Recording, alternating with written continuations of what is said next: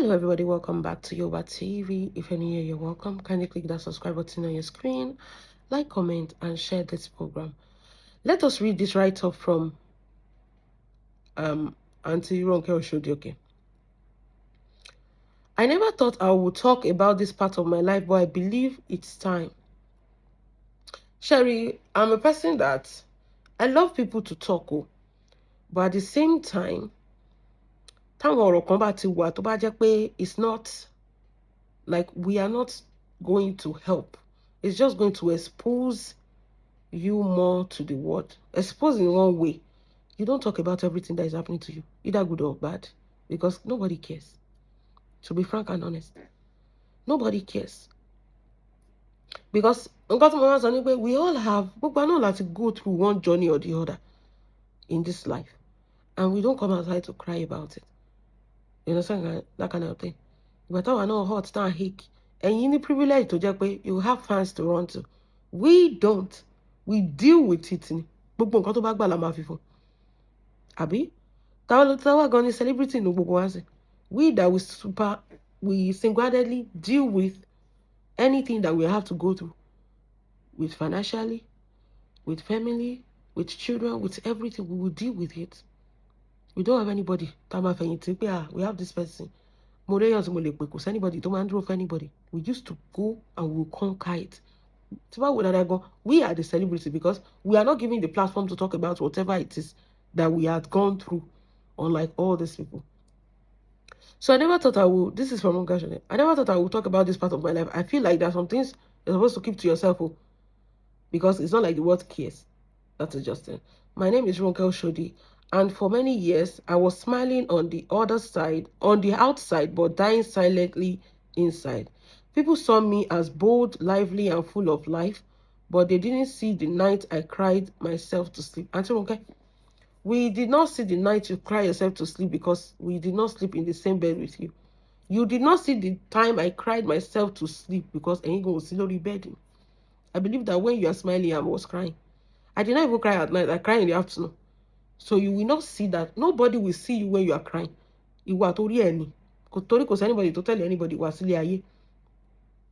That is it. The same kini time you go through the. We went through tougher battle. We went through tougher battle. We did not give up. We did not cry out to the public. We deal with it. Give kudos to diasporans. Give kudos to Amotuwala abroad. Because the journey was rough, but we dealt with it and we're standing up to today. And most of us don't even share whatever it is we've gone through. We were there. We rough it. If we're talking rough way, and you go, we're not cry to sleep. And you know why? And you die killing any small part, and you not to pay. And watch kiri and show one back killing. We will you show one by won't be our passion shift and lost and co jama co. There are some things you are supposed to keep to yourself. We are not supposed to struggle for you. I like as God distribute the problem, reach everybody. Everybody go collect. All go be una no go ní nísìmí pẹ̀lú gbogbo nǹkan tó ń ṣẹlẹ̀ nílé ayé Ọlọ́run sọ pé ní nísìmí ní nísìmí. So God they give everybody woto. So I like as God they give everybody problem so that ó dá àgbàdo sínú gbogbo wa ní kíní máa yán. Bẹ́ẹ̀ ni una no go rest for this world. I continue. One year I was smiling on the outside but dying silently on the inside. Until we cannot know. Because we no sleep in your bed and we no be your husband. Our gun die. We dey pay for inside the gun. Our gun teti ku won ji wa pada ni. I swear, won ji wa pada ni. People saw me as both lively and full of life, but they didn't see the night I cried myself to. Auntie Ronke, our gun asun, sure, bastard and stupid nínú ẹkún. Ọmọ àti àárọ̀ àtọ̀sán àtalẹ́ la fi ń ké. À ń ṣiṣẹ́ báyìí à ń ké ni. À ń drive báyìí à ń ké ni. À ń sunkún sínú wọn káwọn ọmọ wa má bàa rí. So we can relate. We all cried. That is it. Emma guilt trip. We cried.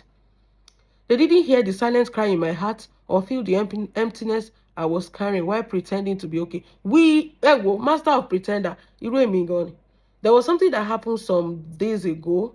We lost somebody. What could be chicken be? So we lost somebody.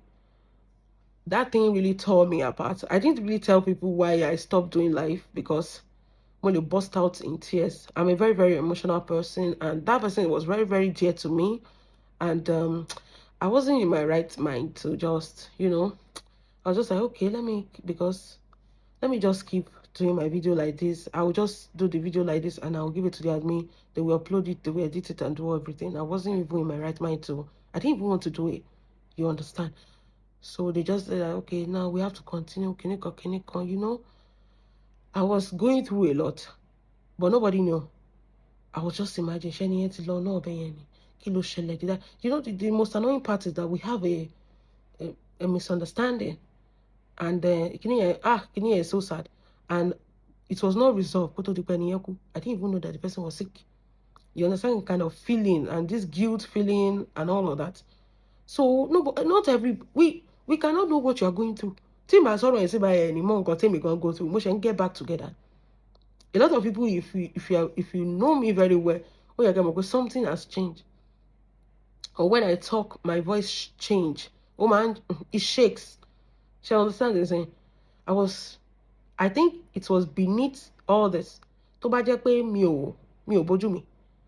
Ẹ máa mọ̀, you will see my face is swollen. My eyes were swollen. Like, I cried like crazy.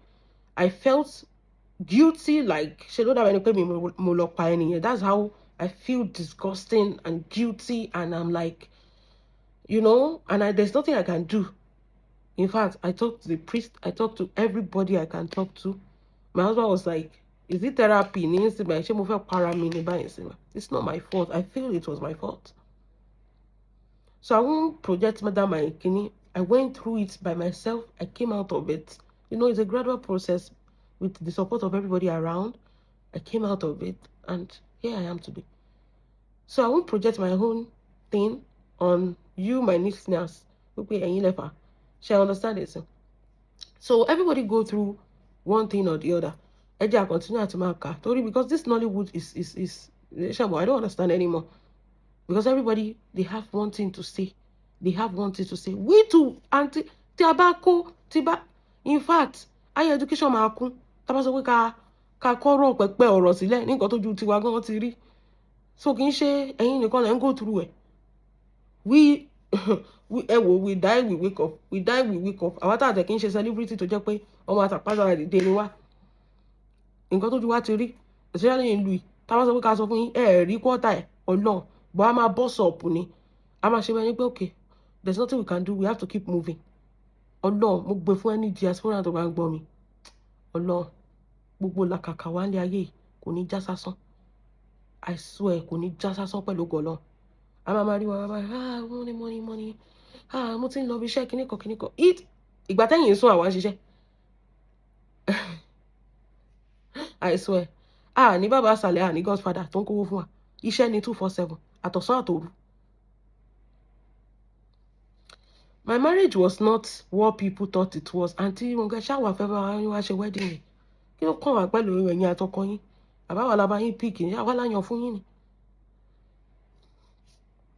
Was not what people thought it was. On the outside, it looked fine, but deep inside, I was losing myself gradually. We have all been there. This is called marriage. This is not. Is it? Ẹbí ọkọ mi lẹ fẹ́ ni àbí ẹbí mi lẹ fẹ́? That's why your marriage doesn't. It was good on the outside and bad on this. We have experienced that, and okay, this is not our problem or our fault. Because obìnrin tí o ti experience ẹ̀, ẹ̀mí àfẹ́ bọ́ tó bá fẹ́ ọkọ. Tó bá tó ní àwọn family ọkọ tó ṣí èrè, ó mà dàbí pé ó ṣílé ayé wá ni. Bó ṣe rí nìyẹn, ó mà dàbí pé ó ṣílé ayé wá ni. Kò séyàn tí o ti. At one point you will lose your sanity. Ọlọ́run, obìnrin, mà ní sunkún lórí ọmọ. You will lose your sanity. Kò ní sí anybody tá ló fẹ́ lọ sọ fún. Tó bá sọ fún yẹn, wá sọ pé dúró síbẹ̀. You will deal with it by yourself. So on the outside, I was fine, but deep inside, I was losing myself gradually. I gave everything, my heart, my time, and my peace. But what I received in return was pain. The emotional stress was so much that it started affecting my mental health. Auntie Ronke, àwa kọ́ la yàn fún yín. And if you know you don't like the marriage you are, you can leave. Àwọn èèyàn máa rò pé mo ti wà brutal jù, but that's the truth. How is this our fault? Àwa ìgbà táwa ń go through, àwa ò ní fan láti cry to. Auntie Ronke, my dear, you no get problem. In fact, you no get problem. You're a celebrity, you no get problem. Now we get problem past you. The body quarter of our problem. Gbọ́dọ̀ gbàdúrà ẹ̀ fúnra yín. Nǹkan táwa ti là kọjá. Lè gbàdúrà ẹ̀ fúnra yín. I'll continue. This is one particular day. There was one particular day I can never forget. I was so broken and overwhelmed that I almost walked out of my house without wearing anything. I wasn't trying to make a scene. I just didn't care anymore. That was how far I had gone. Okay. And if I that they knew, and continue. If not for a close friend who saw me, held me, and reminded me that that I still mattered, I honestly don't know what would have happened that day. That moment became my turning point. Auntie Ronke, ẹ̀yin sọ pé fẹ́ rìn jáde hòhò, èèyàn kan wá mú yín dání. Auntie Ronke, tí ìrì sìn tó jẹ́ pé akọ̀ṣe yín pé kẹ́ hand ẹ̀. But you look at your children, o mọ̀ pé tó bá hand ẹ̀, àwọn ọmọ yẹn kéré gan. Ẹ̀yin fẹ́ jáde hòhò, ọmọ yín dání.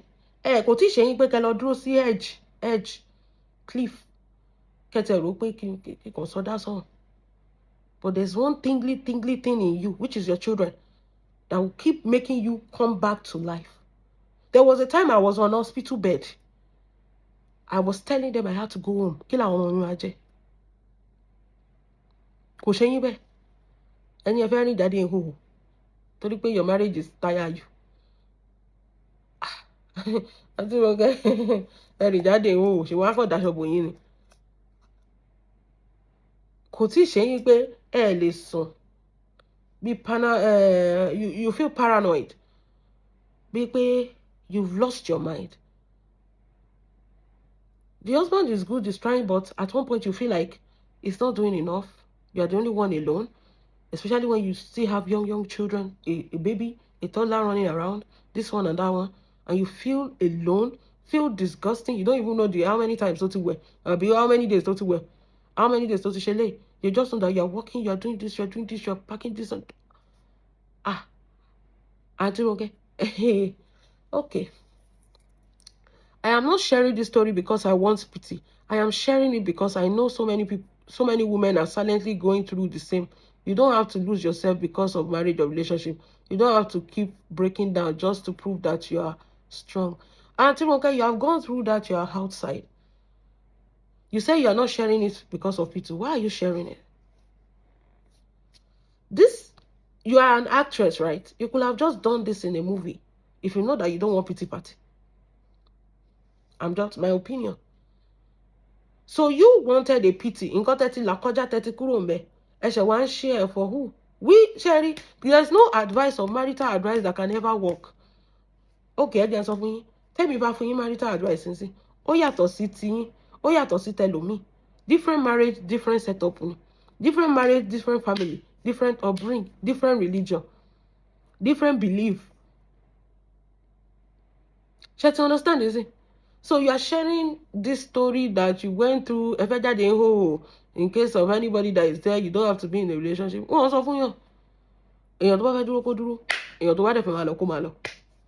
brutal as your man so brutal, but is it not the truth? You are not a tree. Move. Kì í ṣe igi ìrókò. Kúrò ńbẹ̀. So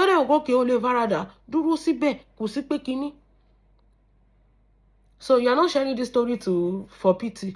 You are sharing this story because I know so many women are silent. Auntie Kini, it is too late. I have gone through it. And now I'm standing. And nobody advised me. I made the decision. Do I want to stay or do I want to go?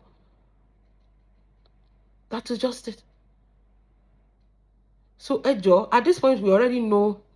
You know, as we speak right now, women already have rights. They already know what they want. You wanted a pity. That is why you're sharing this. So don't deflate. We are not fools. Emma Bino, brutal. I'm just saying it. You wanted a pity. At this time, all women know their what. If it had worked, you will not be here writing story. Ẹ tún máa change ẹ pé Ọlọ́run ọba sọ fún yín ẹ kàn lálàá ẹ rí Jésù dẹ̀ sọ̀kalẹ̀ pé this is your future husband and for the past 100 years let him ṣe marriage kò sí ẹ̀ jàre. Yes, now if it had worked, you won't be here saying kini kan kini. It did not work. Torí ẹ̀ lẹ sọra yín di motivational adviser ìsọnù káàkiri. Ẹ má bínú. Ẹ ti understand yín. But ẹ jọ̀ọ́ ẹ kó advice yín ẹ kó kúrò lórí cyberspace. We don't need it. This is 2025. Women are not stupid anymore. So you wanted a pity because this advice will show anybody. Mo rò pé ẹ máa sọ pé ẹ ti fẹ́ jump láti inú plane tó move rí. Ẹ ṣí kíní emergency exit. Ẹ dẹ̀ fẹ́ jump out. Mo rò pé ẹ sọ pé ẹ máa gbé suicide vest sọ́rùn ni. Àwọn story tó máa move èmi nìyẹn pé hey kí ló ṣẹlẹ̀ máa gbé popcorn báyìí ni tí màá máa jẹ́ báyìí ni tí màá ganu sí pé yé ó tó lè ẹni ẹ fẹ́ jáde hó wọ́n tètè fà yín padà wọ́n daṣọ bò yín ẹ wo ẹ tí ready I swear to God ẹ tí ready. You don't have to keep breaking down just to prove that you are strong. I almost lost my mind, but I thank God I found my voice. Today I choose peace, I choose healing, and I choose love for myself. So you did not love yourself when you went to marry your husband. Ẹ má bínú. Ebere òfàjẹ́ ẹ má wá ganu sọ̀rọ̀. You did not love yourself. What happened to you when you went to marry? See, marriage, let me tell you one thing. Marriage is designed to break. You understand? Because it's coming from different people, different background, different kini. Choose yourself first in every marriage tó bá ṣe. Ẹ kọ́ skẹ́tìjọ́ mọ nǹkan tẹ́jọ́ need together. Nǹkan tẹ́ máa ṣe together. It takes a lot for marriage to work. Eléyìí tó sọ pé I'm healing, I'm in peace, I'm in pain, I'm in kini. We all went through that pain. We stayed there because we wanted to. Wọn ò force wa. Kò sóbìnrin tó máa bèrè lọ́wọ́ ẹ̀ tí ò ní rí wí. So I choose healing, I choose my voice, I lost myself, I love my Lord, I love myself. Ẹ kú gbogbo I love myself yẹn kúrò. And up to today, God, we do not even know the man. Celebrity marriage is designed to break. That is one thing. Ó break ẹ wò. Ó break ìju glass cup lọ. Celebrity marriage. Ó fọ́jú anything lọ. Kẹ́ máa ti jù gbálẹ̀ báyìí ó ti break ó ti forí sọ́pọ̀. Ẹ̀yin ò ní marriage tẹ́ bá ti jẹ́ celebrity. Owó lẹ máa ń tẹ̀lé náà. Ṣé mo sọ kíní kan pé ní kíní èèyàn kan lọ́wọ́ attack mi nínú comment section. Mo ní àwọn celebrity Nigeria. Àwọn Yorùbá sọ wọ́n cross fork ìju anything lọ. Wọ́n dó àpáàrà.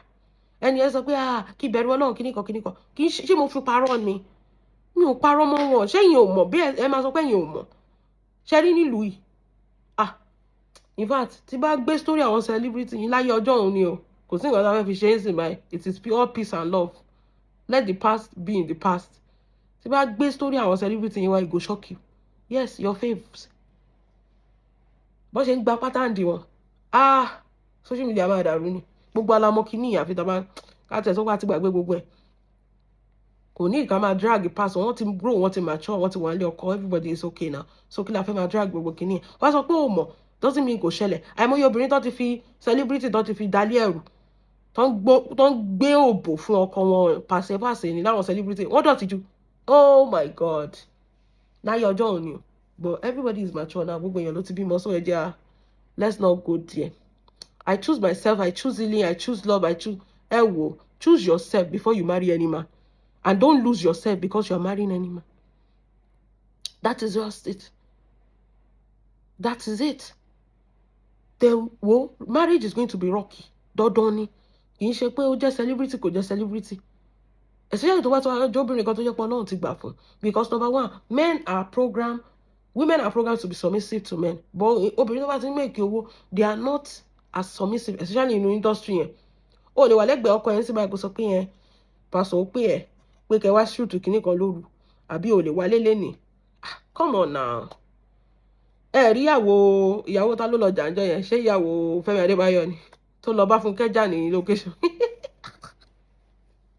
Just imagine. That is it. Ìyàwó Fẹ́mi Adébáyọ̀ lọ bá Fúnkẹ́ Akíndélé jà ní location níjọ́sí tó dá gbogbo bẹ̀rù. So see, àwọn nǹkan kan wà tó jẹ́ pé ọkùnrin ò ní lè gbà. Ló dájú wa, mi ò mà nílé wà lélẹ̀ ni. A fẹ́ shoot fíìmù kan ní kinní. Ibẹ̀ la máa wà for like a week. Ó dẹ̀ ti mọ bí industry yìí yẹn ṣe rí pé wọ́n togi sí ju anything lọ. Torí pé ẹ fẹ́ gba role. So a lot of things can break a marriage. So kò wá ní sí àgbọ́yé. That is it. Because ìdọ̀tí yẹn ti pọ̀ jù nínú Nollywood. So ọkùnrin yẹn gan máa wà skeptical. Imagine àwọn ọ̀rẹ́ ẹ̀ náà máa wà mẹ́, àríyàwó ẹ̀ pẹ̀lú kinní lẹ́ni. Àrí ibi tó ti ń gbéyàwó ẹ̀ tó ti ń fọwọ́ tẹ̀ lára. Ó máa wù ẹ́ báyìí. Ọkọ mi jowú jù. Alàlàlà o. Mi ò rò pé mo lè ṣe Nollywood. Mi ò rò pé. Kọ́ tẹ̀ ṣẹ́jú sí mi báyìí. Ọkọ mi ti lè. Orí ẹ̀ máa ti ṣe mọ bórí àwọn cartoon yẹn ṣe máa rẹ́ẹ̀dì. Orí ọkọ mi máa ti rẹ́ẹ̀dì. So àwọn kókó wà tó jẹ́ pé wọ́n á tẹ̀yìn lára. Ẹ máa ṣe ibi tó ti ń dóra wọn. Ẹ máa ṣe ibi tó ti ń tú tó wẹ̀. Èèyàn ní ó tẹ̀lé bá mi tú tó wẹ̀ ọkọ mi kí n má bò wà àtọkọ mọ́lẹ̀. Ẹjọ́ gbádùn. Èmi tí mo jóbìnrin nìyẹn. Just imagine ọkọ ẹ̀ ń wẹ̀ lórí screen. Gbogbo àwọn ọ̀rẹ́ ẹ̀ ń wẹ̀. So a lot of things can facilitate celebrity marriage breaking up. Because at one point, ó máa di gòbé ni o. So, and if you are reading this and it sounds like your story, please know that you are not alone. You also deserve to be happy. Everybody is happy. You choose your happiness in sin. Whatever it is that make you happy, choose it.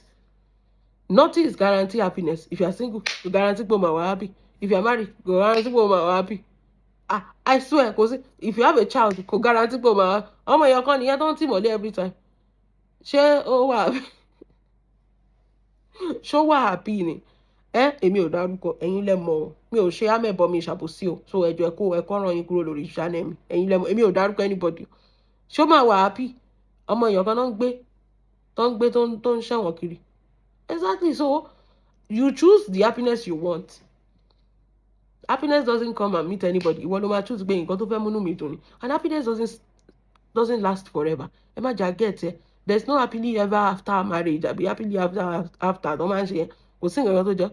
Happiness is a short temporary thing. Wọ́n ra mọ́tò fún ẹ. Inú ẹ dùn. Ó gbéra yí lẹ̀. Wọ́n ra mọ́tò ọkọ mi ò ṣe olówó orí mi. After some minutes. Mo ní after some minutes. Ìwọ fún mọ́tò yẹn ní 3 months. Ṣé bó ṣe máa gbéra yí lẹ̀ ẹ ti jà ẹ ti fẹ́ lura yín pa gan. I swear, happiness is a temporary thing. It's not an everlasting thing. So you create the happiness you want. That is just it. Happy. That is just, I'm Jerry. Okay, mo ti gbọ́, ẹ jẹ́ a máa lọ. Èmi máa wà brutal gan. Èmi máa sọ òótọ́ fún yín tẹ́ ẹ fẹ́ gbọ́. Kò sí nǹkan tó guarantee happiness. Kò sí. Ilé ayé is not designed for you to be happy. It's not. Rí pé happiness is temporary ni. Lẹ́yìn ìgbà yẹn nǹkan tó mo ní ìgbà tínú mi máa ń dùn jù gan lẹ̀rù máa ń bà mí jù. Tó ní mo máa ń wò pé èṣù ti lúgọ síbẹ̀ yẹn báyìí láti wá bà mí inú jẹ́. I swear. Ìgbà tínú mi máa ń dùn jù lẹ̀rù máa ń bà mí jù pé ìgbà yẹn lè ṣùkan ní nǹkan kan máa wá ṣẹlẹ̀ tó máa wá steal gbogbo happiness yẹn kúrò ní ọwọ́ ẹ̀ tó wà wò pé ìwọ Ọlọ́run kí leléyìí báyìí. Notice ìgbà yẹn gangan lẹ̀rù máa ń bà ìgbà yẹn mo máa ń múra sí àdúrà nígbà tí àdúrà mi bá ti ń gbà tọ́nà ti ń gbàdúrà mi àwọn òwe this is too good to be true. Màá máa check gbogbo boxes ṣé kí n ṣe pé nǹkan kan ṣẹlẹ̀ bí ṣé pé ó níbi kan téèyàn kan lè gbà yọ sí mi bí ṣé ó níbi kan tí kìíní kan ti lè ṣẹlẹ̀ ìgbà yẹn màá wá ṣàwà mú gbogbo boxes mi tí màá tíìkì ẹ̀ pé ok mi ò tí ṣe lè jẹ́ sáré ṣe lè my dear ogun ní ilé ayé ilé ayé ogun ní ok ẹ̀yin èèyàn kò jẹ́ bó ṣe jẹ́ nǹkan tá a rí gbọ́ nìyẹn èmi question tèmi tẹ̀ bẹ̀ lórí tó yẹ pé Nollywood lẹ́nu ìbáyìí everyday Nollywood tí nǹkan bá bá wọn nǹkan máa ṣe wọn bíi pé àwa tó kù ní life ayé yín nìkan la wá àti bá yín wo fíìmù àti powó fún yín dáadáa nísìnyí by story of your life ní everyday ṣé àwa gangan ló yẹ kẹ́ máa sọ sórí life wa because we go through it more than you people exactly we go through it you are doing most of you tẹ́ ń ṣe Nollywood ẹ̀ ń ṣe nǹkan tó dùn mọ́ yín nínú nìyẹn you are doing your career job we are not doing our career job we are not doing nǹkan tó wù wá ká ṣe. We are doing jama for us to make it. And we still support you by watching your movie and making money for you. So please, thank you for the commentary. Kò kúkú sí nísìnyí báyìí wọ́n ń gbé gbogbo yín wálé ọ̀kọ̀ọ̀kan ní ká tún máa dáwó àti bá yín wo fíìmù. Ní good investment ìfọ́jọ́ ọ̀la. Ẹ ti náwó tán, ẹ ti fi patí tán. Àwa náà tún wá pé again pé ká wá máa dáwó fún yín. Àti fẹ́ẹ̀ dáwó èmi ti fẹ́ẹ̀ kú. Àti wọ́n pọ̀ ní kò decide pé wò ó kúnlé afford èmi ò dáwó mọ́. Kóníkàlùkù kóra ẹ̀. Torí retirement plan mi gan kò tí ì sọ tèmi gan bá ṣe kinní gan ṣé ẹ máa wá dáwó fèmí èmi gan ò dáwọ́ mọ́ mi tó dé ẹ kóra yín oníkálukú máa lọ ilé ìtajà ti tó bẹ́ẹ̀ ni ẹ̀yin nìyẹn ẹ̀yin nílé ilé ti sọ̀rọ̀ ẹ wo àwa gan go through ẹ̀ ẹ̀yin nìkan kọ́ àwọn ọ̀rẹ́ yàn rojọ́ fún tá bá rò gan ta ló fẹ́ gbọ́ kí wá jókòó sí báyìí yíyan ikọ́ báyìí ló ṣe àwọn tó wà lórí Yorùbá síbi bá psycho ni wọ́n kọ́ ra star wọn ra start rírí kọ́ ra star màá sọ pé ẹ wo mi ò jẹun látàárọ̀ ẹ fún mi lóúnjẹ o ẹ̀jẹ̀ ti gbẹ tán lára mi wọ́n máa wò mí báyìí wọ́n máa pòṣe ni wọ́n ta ló rán mi iṣẹ́ wọ́n ní ta ló wọ́n máa pòṣe ni I swear ẹgbẹ́ kó advice yín jàre do whatever makes you happy that is just it má sọ pé torí pé lè sọ pé bí kinní kò fi lé ọkọ ẹ̀ lẹ́ẹ̀ torí kinní kan tó bá fi lé ọkọ ẹ̀ lẹ́ẹ̀ tó tún lọ jẹ̀yà ńkọ́ another unhappiness unhappiness dẹ̀rẹ̀ ó máa ń level by level ni Ọlọ́run má yẹ kó rí ogun èṣù tó ń gbà ogun èṣù wà lóòótọ́ ogun tó bá rí ogun ó máa dàbí pé ìwọ tó ti mọ̀ ṣe ò mọ̀ ṣe mọ́ ni Ọlọ́run má yẹ kéèyàn máa rí àjálù from here to here kí nǹkan máa jálù ẹ̀ ọ̀hán máa wò pé ta ló ṣe ẹ sọ̀rọ̀ marriage problem other problems gan téèyàn gan go through every day ẹ wò a ní it is well gbogbo àwọn diaspora Ọlọ́run bá máa ṣe kí ni ó máa ṣàánú wa a máa kéré oko a máa kó délé kò jẹ́ bó ṣe jẹ́ ẹ̀yin èèyàn mi God bless you everybody have a wonderful day let me know what you feel about this video down below.